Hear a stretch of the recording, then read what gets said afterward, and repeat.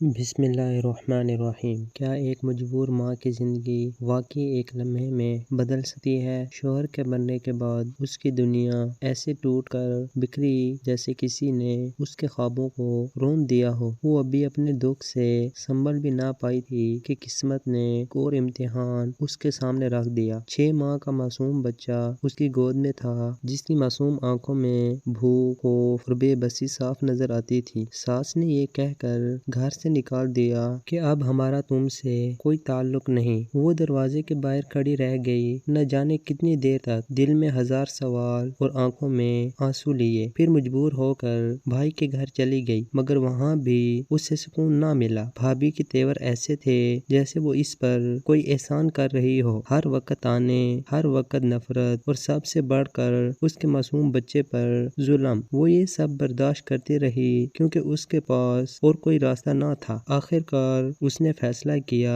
کہ وہ خود کو کچھ کرے گی، کسی پر بوجھ بن کر نہیں جیے گی۔ بہت مشکل سے اسے ایک آفس میں نوکری ملی، مگر مسئلہ یہ تھا کہ اس کے پاس بچے کو چھوڑنے کے لیے کوئی جگہ نہ تھی، نہ کوئی ماں، نہ کوئی بہن، نہ کوئی سہارا۔ اس لیے وہ روز اپنے چھوٹے سے بچے کو گود میں اٹھا کر آفس لے جاتی۔ شروع میں لوگ حیران ہوئے، کچھ نے ترس کھایا، کچھ نے طنز کیا، مگر وہ خاموشی سے سب برداشت کرتی رہی۔ اس کی ساری توجہ اپنے کام پر ہوتی تاکہ کسی کو شکایت کا موقع نہ ملے۔ لیکن ایک دن وہی ہوا جس کا اسے ڈر تھا۔ بچہ اچانک زور زور سے رونے لگا۔ وہ اسے چپ کرانے کی کوشش کرتی رہی، کبھی اسے سینے سے لگاتی، کبھی پیار کرتی، مگر بچہ شاید بھوکا تھا یا بیمار۔ اس کا رونا رکنے کا نام ہی نہیں لے رہا تھا۔ آفس کے لوگ پریشان ہونے لگے اور آخر کار باس کا غصہ پھٹ پڑا۔ اس نے سخت لہجے میں کہا کہ یہ آفس ہے، کوئی گھر نہیں، تم اپنے بچے کو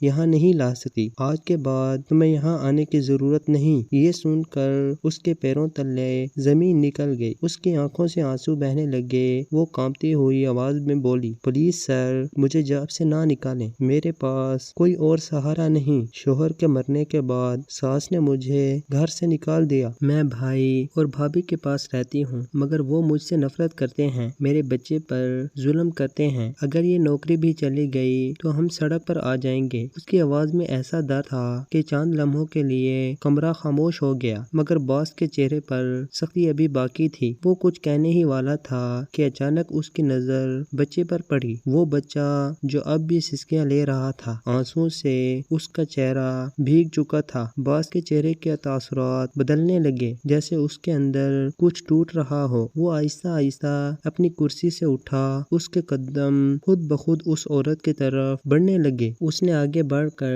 بچے کو اپنی باہوں میں لے لیا۔ بچہ پہلے تو ڈر گیا، مگر پھر اس کے سینے سے لگ کر خاموش ہونے لگا۔ باس نے بچے کے ماتھے کو چوما اور اس کی آنکھوں میں ایک عجیب سی نمی آ گئی، جیسے وہ اپنی ماضی کے کسی دکھ کو یاد کر رہا ہو۔ کمرے میں موجود سب لوگ حیران تھے کہ ابھی چند لمحے پہلے غصے سے بھرا ہوا انسان اچانک اتنا نرم کیسے ہو گیا؟ پھر اس نے اس عورت کی طرف دیکھا۔ اس کی آنکھوں میں اب سختی نہیں بلکہ ہمدردی اور ایک عجیب سا فیصلہ تھا۔ اس نے دھیمی مگر مضبوط آواز میں کہا، تم مجھ سے نکاح کر لو، یہ بچہ اب میرا ہے، میں تمہیں اس حال میں اکیلا نہیں چھوڑ سکتا۔ یہ الفاظ سن کر اس عورت کا دل جیسے رک گیا۔ اسے لگا جیسے وہ خواب دیکھ رہی ہو۔ اس کے ذہن میں ہزاروں خیالات ایک ساتھ گونجنے لگے۔ کیا یہ ترس ہے یا کوئی اور جذبہ؟ کیا وہ واقعی اس پر اعتماد کر سکتی ہے؟ اس کی آنکھوں سے آنسو بہنے لگے، مگر اس بار ان آنسوؤں میں صرف دکھ نہیں بلکہ حیرت، خوف اور ایک امید بھی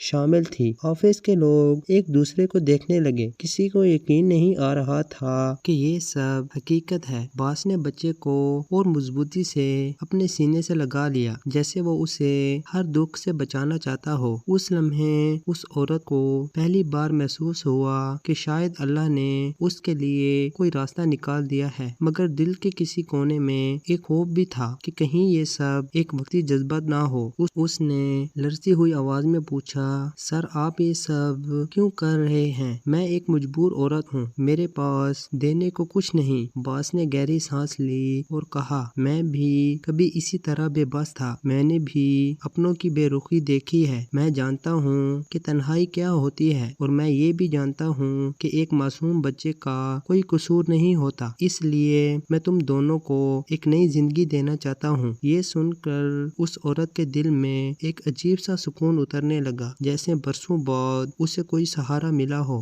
اس نے اپنے بچے کو دیکھا جو اب پرسکون ہو کر باز کے کندھے سے لگا ہوا تھا۔ اس کی آنکھوں میں پہلی بار ایک ہلکی سی مسکراہٹ آئی، اور اس لمحے اسے لگا کہ شاید زندگی ابھی ختم نہیں ہوئی، شاید ابھی بھی امید باقی ہے۔ کیا واقعی یہ فیصلہ اس کی زندگی بدل دے گا، یا یہ ایک نئی آزمائش کی شروعات ہے؟